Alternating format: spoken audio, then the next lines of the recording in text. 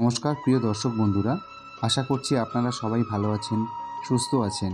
Radhakrishna YouTube চ্যানেলের আরও একটি নতুন ভিডিওতে আপনাদের সবাইকে স্বাগত জানাই। শ্রীকৃষ্ণ বলেন, যে ব্যক্তি নিজের জীবনের প্রতিটি মুহূর্তকে ঈশ্বরের উপহার হিসেবে গ্রহণ করে, তার জীবন থেকে দুঃখ ও ভয় দূরে সরে যায়। যারা তোমার সঙ্গে অন্যায় করেছে তারা তোমার শিক্ষক, যারা তোমার পাশে থেকেছে তারা তোমার সহচর, আর যারা তোমার বিরুদ্ধতা করেছে তারা তোমাকে শক্তিশালী করেছে। শ্রীকৃষ্ণ বলেন, জীবনের প্রতিটি দিনই একটি নতুন সুযোগ, প্রতিটি সকালেই নতুন সম্ভাবনার দ্বার খুলে দেয়।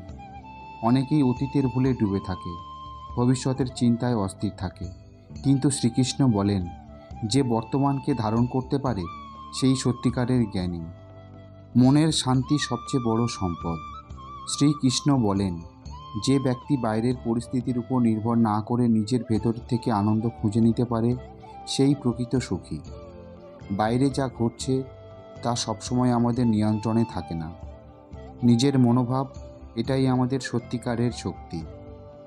শ্রীকৃষ্ণ বলেন, বর্তমান মুহূর্তে লুকিয়ে আছে ভবিষ্যতের বীজ, আর অতীত কেবল শিক্ষা। যদি তুমি শিখতে চাও তবে অতীতকে দোষ দেবে না, বরং বুঝে নেবে আগামীকে কিভাবে ভালো করা যায়। কেউ তোমার সঙ্গে অন্যায় করলেও তুমি যদি নিজেকে শান্ত রাখতে পারো, তবে তুমি সেই ব্যক্তি থেকেও অনেক উঁচুতে।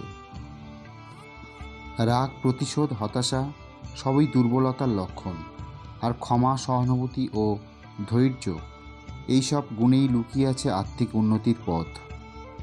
নিজেকে প্রশ্ন করো, তুমি কি সত্যের পথে আছো? তুমি কি ভালোবাসা দিতে জানো?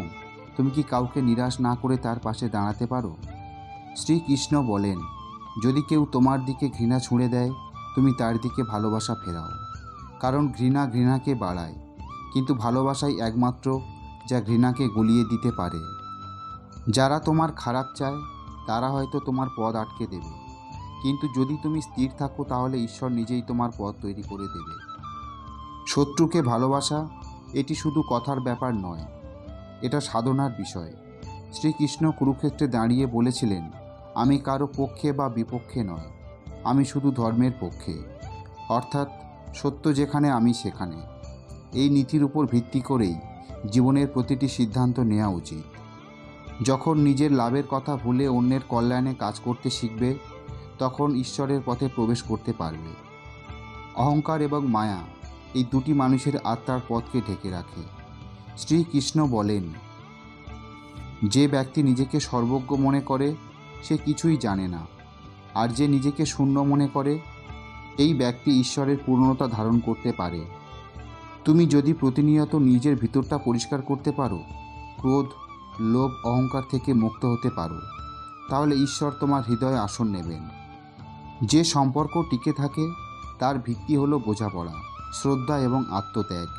শ্রীকৃষ্ণ রাধার ভালোবাসায় কখনো কোনো দাবি রাখেননি, কারণ প্রকৃত ভালোবাসা দাবি নয়, উৎসর্গ।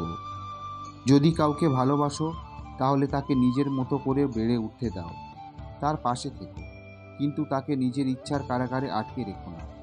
ভালোবাসা মানে স্বাধীনতা, বিশ্বাস এবং আত্মিক বন্ধন।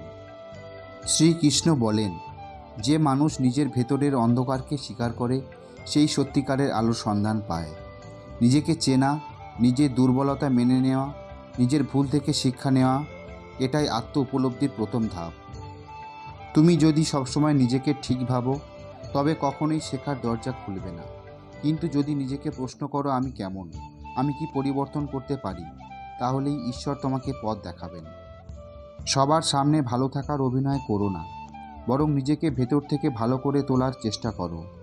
শ্রীকৃষ্ণ বলেন, পরিচয় তোমার বাহ্যিক মুখোশে নয়, বরং তোমার চিন্তা, মনোভাব এবং কাজের ভেতর লুকিয়ে থাকে তুমি কেমন মানুষ। তা ঠিক করে তোমার পোশাক নয়, বরং তুমি কেমন ব্যবহার করো, কেমন ভাবো, আর কেমন কিছু সৃষ্টি করো তার মাধ্যমে।